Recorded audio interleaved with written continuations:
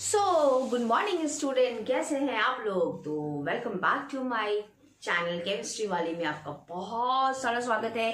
तो अभी हम लोग इलेक्ट्रोकेमिस्ट्री पढ़ रहे थे लास्ट क्लास में, तो अब हम लोग पढ़ेंगे इलेक्ट्रोकेमिस्ट्री में आपका फेराडे लॉ ऑफ इलेक्ट्रोलाइसिस। ठीक है, तो फेराडे लॉ ऑफ इलेक्ट्रोलाइसिस है क्या। फेराडे लॉ ऑफ इलेक्ट्रोलाइसिस ये है कि इसमें आप लोगों को ये बताया जाएगा कि जो भी केमिकल रिएक्शन होता है उस केमिकल रिएक्शन का इलेक्ट्रिसिटी के साथ क्या रिलेशन है।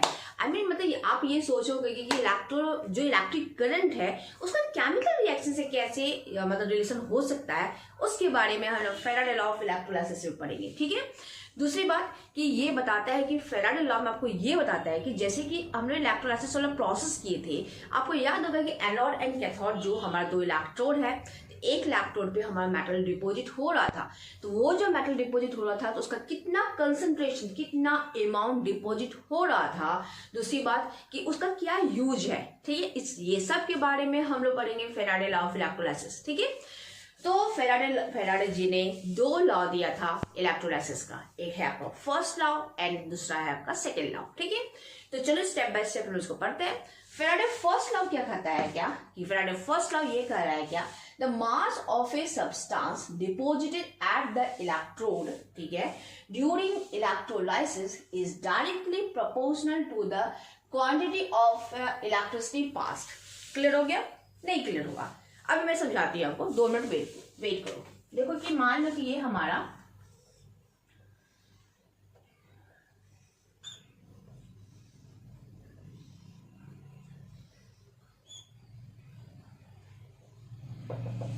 ये क्या हो गया हमारा, ये हो गया हमारा इलेक्ट्रोलाइट, ये हमारा हो गया इलेक्ट्रोलाइट। ये क्या है हमारा, दो इलेक्ट्रोड, जो कि आपका प्लैटिनम का हो सकता है, जो कि आपका ग्रेफाइट का हो सकता है, जो कि आपका कॉपर का हो सकता है। वो डिपेंड करता है कि किस टाइप का रिएक्शन में हो रहा है। ठीक है, अब ये दोनों रिएक्शन, दोनों इलेक्ट्रोड को हम लोग क्या करेंगे, एक बैटरी से हम लोग कनेक्ट कर दिए, एक वायर से बैटरी से कनेक्ट कर दिए। बैटरी का plus terminal minus terminal, plus terminal से जो आपका इलेक्ट्रोड कनेक्ट है वो क्या कहलाएगा, बताओ कमेंट बॉक्स में बताओ क्या कहते हैं इसको हम लोग। इसको कहेंगे हम लोग एनोड, और माइनस टर्मिनल से जो इलेक्ट्रोड कनेक्ट है उसको कहेंगे हम लोग कैथोड। यहाँ पे आपका इलेक्ट्रोलाइट हो गया।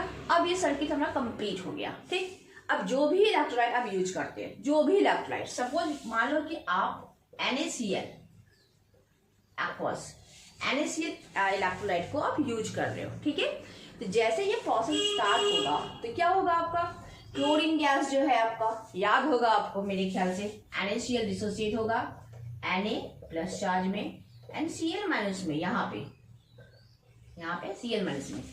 ठीक है, अब ये Cl माइनस किधर की तरफ जाएगा, क्योंकि ये माइनस चार्ज है तो वो प्लस की तरफ अट्रैक्ट होगा, यहाँ पे जाएगा। तो यहाँ पे क्या इवॉल्व करेगा, आपका एनोड पे वो क्लोरीन गैस देगा और आपका कैथोड पे आपका सोडियम मेटल डिपॉजिट होगा। ठीक है, कैथोड पे ये कैथोड वाला जो पोर्शन है ना, यहाँ पे आपका सोडियम मेटल डिपॉजिट होगा। ठीक, क्लियर हो गया। तो ये प्रोसेस कैसे हो रहा है, आपका इलेक्ट्रोलाइसिस प्रोसेस के थ्रू हो रहा है। इलेक्ट्रोलाइसिस प्रोसेस में क्या हुआ, आपका एक इलेक्ट्रोलाइट लिए है, जैसे इलेक्ट्रिसिटी इससे पास करवाया गया, ये इलेक्ट्रोलाइट क्या कर दिया, डिकम्पोज हो गया आयंस में। एक तरफ आपका एनोड पे क्लोरीन गैस का इवोल्यूशन हो रहा है, बल्कि कैथोड पे क्या हो रहा है, आपका सोडियम मेटल जो है ना वो इस इलेक्ट्रोड पे डिपॉजिट हो रहा है आपका। ठीक है, तो यही बता रहा है क्या कि जो सोडियम मेटल इस कैथोड पे डिपॉजिट हो रहा है, ठीक है, तो उसका क्वांटिटी क्या है, ठीक है, इसका कितना अमाउंट इसके ऊपर डिपॉजिट हो रहा है। ठीक, तो फेराडे लॉ ऑफ इलेक्ट्रोलाइसिस क्या, फर्स्ट लॉ क्या कह रहा है, क्या कि the mass of a substance, यहाँ पे सब्सटेंस का बात करें तो सोडियम मेटल का कितना मास ऑफ ए सब्सटेंस डिपोजिट हो रहा है ना आपका यहाँ पे। ठीक है, एट द इलेक्ट्रोड, कौन से इलेक्ट्रोड पे, कैथोड पे, ड्यूरिंग इलेक्ट्रोलाइसिस, ये जो प्रोसेस डिकम्पोजिशन का हो रहा है आपका, इलेक्ट्रोलाइट जब डिकम्पोज हो रहा है when we applying the electric current, तो उस प्रोसेस को हम कहते हैं electrolysis.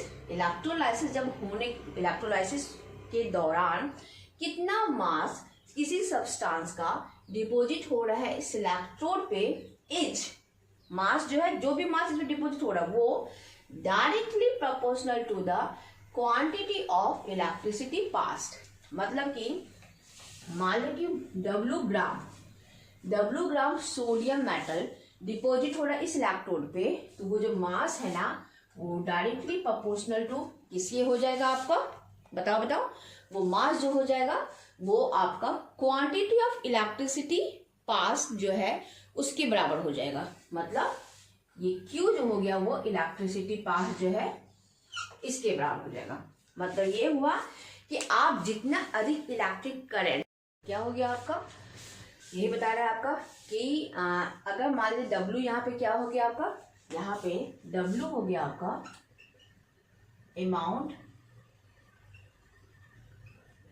amount of substance which is deposited at electrode, ठीक है, on passing the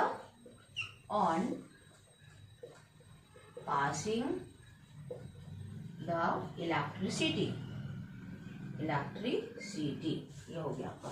ठीक, तो मतलब यहाँ पे आप देख रहे हो क्या, मैथमेटिकल एक्सप्रेशन देख रहे हो, W directly proportional to Q हो गया, एंड Q क्या हो गया आपका, इलेक्ट्रिसिटी पास्ड, ठीक है। And quantity of, and Q यहाँ पे क्या हो गया आपका, Q हो गया आपका क्वांटिटी ऑफ इलेक्ट्रिसिटी हो गया। ठीक, अब आप ये देखिए जो हम W जो होता है वो डायरेक्टली प्रोपोर्शनल टू Q की होता है, ठीक है। उसके बाद आप जानते हो ना, क्योंकि Q इक्वल टू क्या होता है, I इंटू T, ठीक है।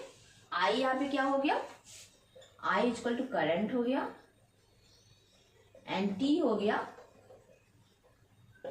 आपका टाइम, ठीक है। Q का वैल्यू यहाँ पे समझ में आ गया आपको, I इंटू T हो गया। ठीक, तो अब हम लोग इस चीज को यहाँ पे ऐसे लिख सकते हैं, W directly proportional to I and T, ये हम लोग आसानी से लिख सकते हैं हम लोग I इंटू T, ठीक है। अब एक मिनट वेट करो और स्क्रीनशॉट लो इसको फटाफट।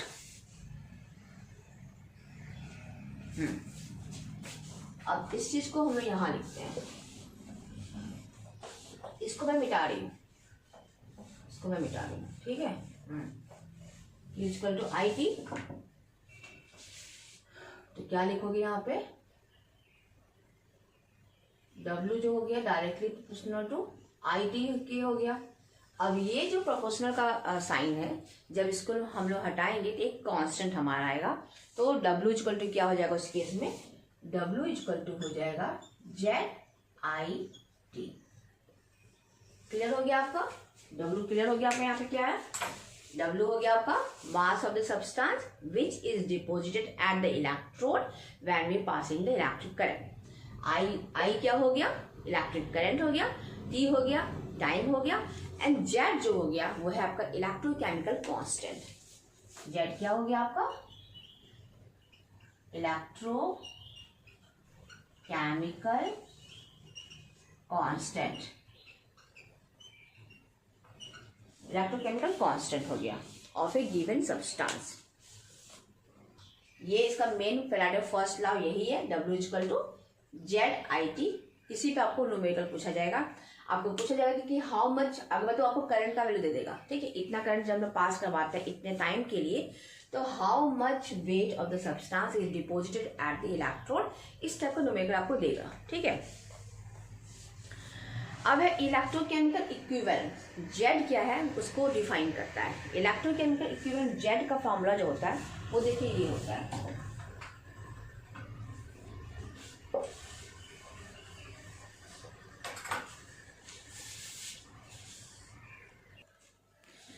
तो अब ये जो Z हम लोग निकाले थे ना, W इक्वल टू निकाले थे ना अभी हम लोग, अभी जो पिछले वाले क्लास, अभी वाले क्लास में हमने क्या लिखे थे, W इक्वल टू ZIT, ठीक है।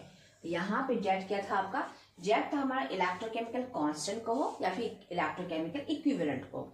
अब ये Z का जो वैल्यू होता है वो कैसे निकालते हैं, या फिर Z होता है क्या, अगर कोई डिफाइन करने बोलेगा तो आप बोल सकते हो क्या It is the weight of the substance deposited at the electrode when 1 ampere current is passed through the electrolyte for 1 second. आपको याद होगा अभी जैसे कि हम बताए यहाँ पे 2 इलेक्ट्रोड था हमारा, ठीक है, था ना हमारा 2 इलेक्ट्रोड, दोनों कनेक्ट था आपका बैटरी से। यहाँ पे कितना वेट, इस इलेक्ट्रोड पे कितना वेट सब्सटेंस का, सोडियम आयन से बताया था आपको, वो डिपोजिट हुआ है जब हम लोग इस सॉल्यूशन से 1 एम्पियर करंट अप्लाई करेंगे फॉर 1 सेकेंड के लिए। मतलब 1 सेकेंड में जब हम लोग 1 एम्पियर करंट हम लोग इस सॉल्यूशन में अप्लाई करवाते हैं तो इस इलेक्ट्रोड पे कितना अमाउंट डिपॉजिट होता है, 1 ग्राम, 2 ग्राम, 0.1 ग्राम, कितना अमाउंट, तो वही अमाउंट को जो कि आपका 1 एम्पियर करंट अप्लाई करने से 1 सेकेंड में, मतलब मात्र 1 सेकेंड में जब हम लोग 1 एम्पियर करंट अप्लाई करते हैं ना, तो कुछ तो जब डिपॉजिट हुआ होगा ना, तो वही अमाउंट को ही हम लोग कहते हैं आपका इलेक्ट्रोकेमिकल इक्विवेलेंट। ठीक है, अभी तुरंत एक फॉर्मूला हम लिखे थे ना, W=ZIT। इसका मतलब क्या हो जाएगा, W=I कितना हो गया 1 एम्पियर, टाइम कितना हो गया 1 सेकेंड, तो W=Z हो गया ना। अभी हम जस्ट थोड़े पहले लिखे थे, इसको मिटा दिए थे, यही हुआ। इसका फॉर्मूला क्या होता है, अगर Z का फॉर्मूला निकालने के लिए बोला जाएगा तो equivalent weight of the substance, जो भी सब्सटेंस है उसका इक्विवेलेंट वेट निकालेंगे हम लोग, डिवाइडेड बाय फेराडेज कांस्टेंट। आप लोग को पता ही फेराडेज कांस्टेंट क्या होता है। फेराडेज कांस्टेंट जो F जो होता है ना, वो charge on 1 mole of electron, electron का 1 मोल पे कितना चार्ज होता है, वही हो गया इसका वैल्यू, जिसका वैल्यू आता है 96500 कूलम। कूलम उसका चार्ज का यूनिट हो गया आपका। क्लियर हो गया।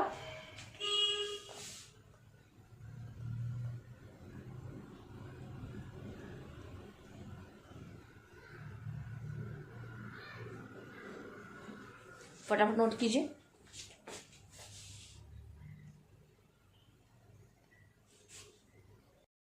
तो Faraday second law of electrolysis क्या कहता है, पर ये देख लो। फेराडे फर्स्ट लॉ समझ में आ गया आपको, जो अमाउंट हम लोग का डिपॉजिट होता है वो डायरेक्टली प्रोपोर्शनल टू जो करंट पास करते हैं उस इलेक्ट्रोलाइटिक सॉल्यूशन से, उसके बराबर होता है। The same quantity of electricity is passed through the different electrolytic cell। मतलब ये इस पिक्चर को देखो, यहाँ पे 3 हम लोग डिफरेंट इलेक्ट्रोलाइटिक सेल लिए हैं, ठीक है।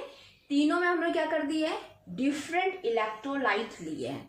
मतलब एक में हम लोग डाइल्यूट H2SO4 का सॉल्यूशन लिए हैं, एक्वस सॉल्यूशन। सेकेंड वाले में हम लोग कॉपर सल्फेट का एक्वस सॉल्यूशन लिए हैं। थर्ड वाले में हम लोग सिल्वर नाइट्रेट का एक्वस सॉल्यूशन लिए हैं। यहाँ तक क्लियर हो गया। तो क्या बोला, if the same quantity of electricity is पास। अब तीनों में हम लोग equal quantity of electricity pass करवाएंगे। मान लो अगर इसमें 1 एम्पियर है तो इसमें भी 1 एम्पियर पास करवाएंगे, इसमें भी हम लोग 1 एम्पियर ही करंट पास करवाएंगे। ठीक है, वही यहाँ बता रहे हैं क्या, if the same quantity of electricity is pass through the different electrolytic cell.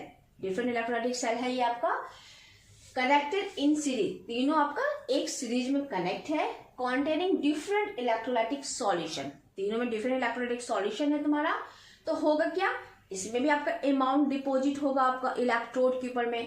तो the amount of substance deposited, ठीक है, are directly proportional to their equivalent weight. ठीक है, बोल रहे हैं क्या कि हम लोग तीन या फिर जो भी है डिफरेंट हम लोग इलेक्ट्रोलाइटिक सेल लिए, 3 डिफरेंट इलेक्ट्रोलाइटिक सेल लिए। तीनों में हम लोग क्या कर दिए, डिफरेंट इलेक्ट्रोलाइटिक सॉल्यूशन डाल दिए। ठीक है, एक में H2SO4, एक में कॉपर सल्फेट, एक में सिल्वर नाइट्रेट।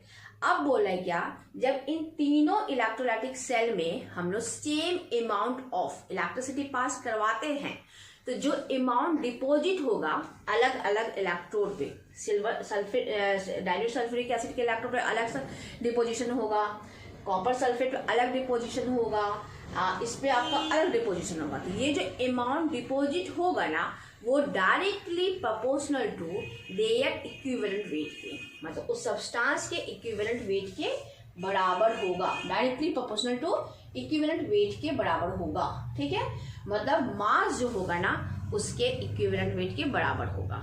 ठीक है, जितना अधिक, ठीक है, ये क्लियर हो गया आपका। फॉर्मूला इसका होगा आपका M1/M2 = E1/E2। ठीक है, इसको नोट करो, फिर ओमेगा करवाते हैं।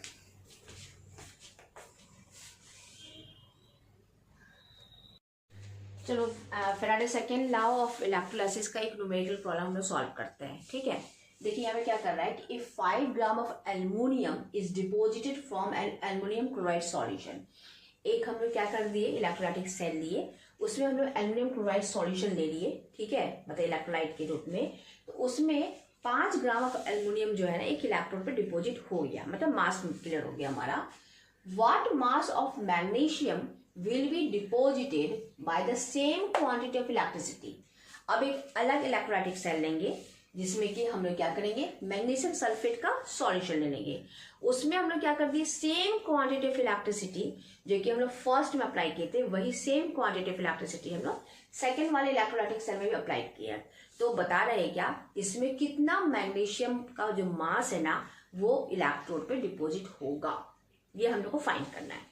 तो आप इसमें इक्विवेलेंट वेट ऑफ एल्युमिनियम आपका दिया हुआ है इतना 9 ग्राम पर equivalent, equivalent weight of magnesium का दिया हुआ है 12 ग्राम पर इक्विवेलेंट, आपको फाइंड करना है। फटाफट क्लियर करो, ठीक है। तो सेकेंड लॉ ऑफ इलेक्ट्रोलाइसिस का फॉर्मूला क्या है, आपको याद होगा, ये है आपका कि मास of aluminium divided by mass of magnesium divided by equivalent weight of aluminium divided by equivalent weight of magnesium लिखो या फिर EAl लिखो, ये दोनों अप्रोक्सीमेटली मतलब सेम ही चीज हुआ ये, एंड या E और Mg लिखो, ठीक। हम लोग को क्या फाइंड करना है, मास ऑफ मैग्नीशियम, हम लोग को मास ऑफ मैग्नीशियम कितना है वो हम लोगों को, यही हम लोग को निकालना है, मास कितना है इसका वो निकालना है, यानी कि हम लोगों को मास ऑफ मैग्नीशियम निकालना है। ये निकल जाएगा आसानी से। अब क्या करोगे, इसको इधर कर दो, ठीक है, तो ये हो जाएगा mass of magnesium equal to क्या हो जाएगा, mass of aluminium into equivalent weight of magnesium divided by equivalent weight of aluminium, mass of aluminium equivalent weight of magnesium, and ये निकल जाएगा आपका मास ऑफ मैग्नीशियम। तो मास ऑफ एल्युमिनियम कितना दिया हुआ देखिए तो 5 ग्राम दिया हुआ है, यहाँ लिखोगे 5 gram into equivalent weight of magnesium कितना दिया हुआ, इक्विवेलेंट वेट ऑफ मैग्नीशियम 12 दिया हुआ है, 12 ग्राम पर इक्विवेलेंट दिया हुआ है, डिवाइडेड बाय एल्युमिनियम का इक्विवेलेंट वेट कितना दिया हुआ है 9 ग्राम पर इक्विवेलेंट, कितना हो गया बताइए, 12 पंचे 60, 60 डिवाइडेड बाय 9 ग्राम, ठीक है, 60 डिवाइडेड बाय 9, इसको कैलकुलेट कर लो।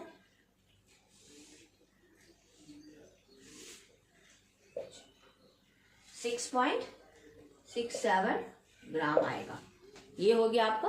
तो इस तरीके से फैराडे सेकेंड लॉ जो है ना वो बहुत ही आसानी से आप इसको निकाल सकते हो। स्क्रीनशॉट लो इसको फटाफट।